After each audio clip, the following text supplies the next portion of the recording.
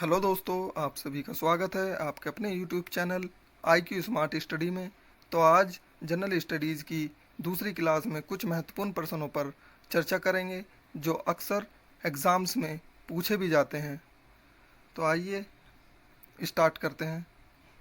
पहला प्रश्न है, पृथ्वी का अक्ष पृथ्वी की कक्षा तल से कितने डिग्री का कोण बनाता है? तो इसका आंसर है 66.5 डिग्री का कोण बनाता है। अगला प्रश्न है, चंद्रमा पर धूल के मैदान को क्या कहा जाता है? जो चंद्रमा पर धूल के मैदान बनते हैं उनको क्या कहा जाता है? उनको शांति सागर कहा जाता है।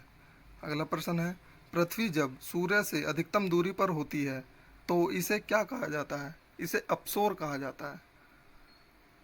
अपसोर की स्थिति कब होती है? ये 4 जुलाई को होती है।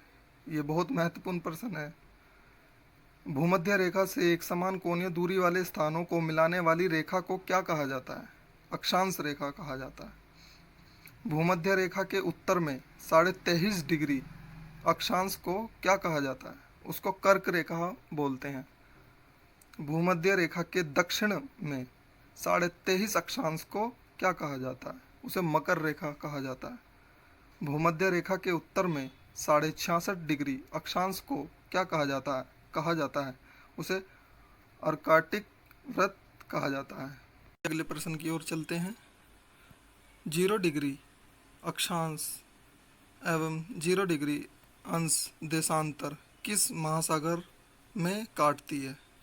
ये अटलांटिक महासागर में काटती है। अगला प्रश्न है, सूर्य के उत्तरायण तथा दक्षिणायन की सीमा को क्या कहा जाता है? उसे संक्रांति बोलते हैं। अगला प्रश्न है, 21 जून को सूर्य कर्क रेखा पर लंबवत होता है तो इसे क्या कहते हैं? कर्क संक्रांति।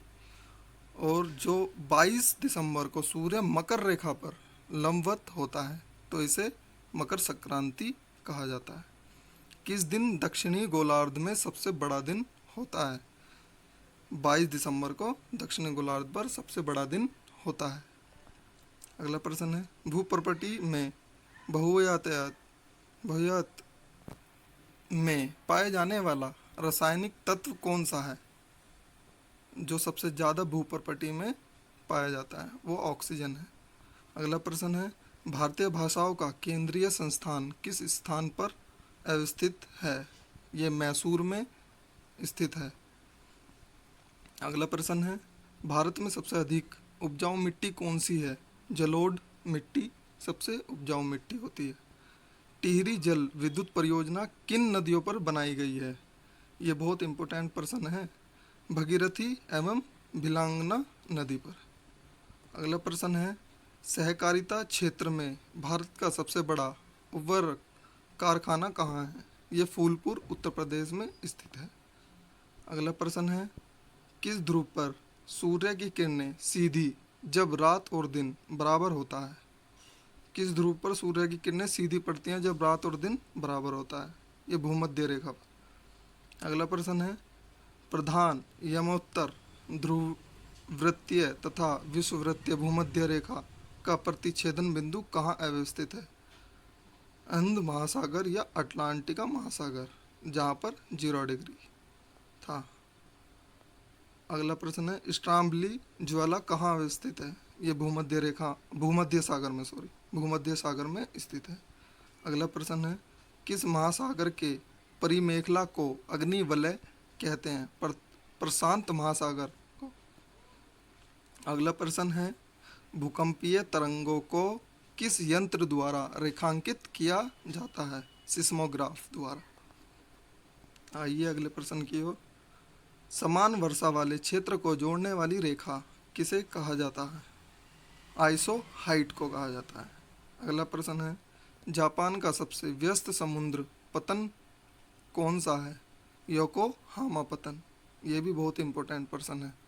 अगला प्रश्न है, एस्वान उच्च बांध कहाँ स्थित है?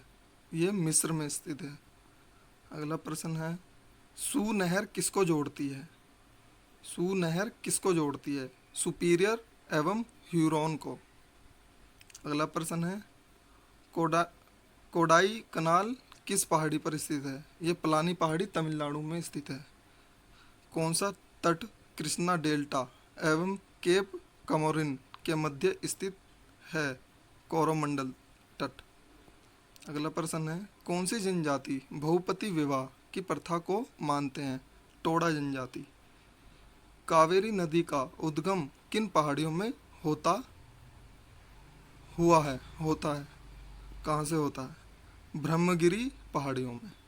अगला प्रश्न है, तमिलनाडु में तत्कालीन वर्षा अधिकांशतः किस कारण से होती है? तो इसका आंसर है पूर्वी मानसून। आज के लिए इतना ही, फिर मिलेंगे।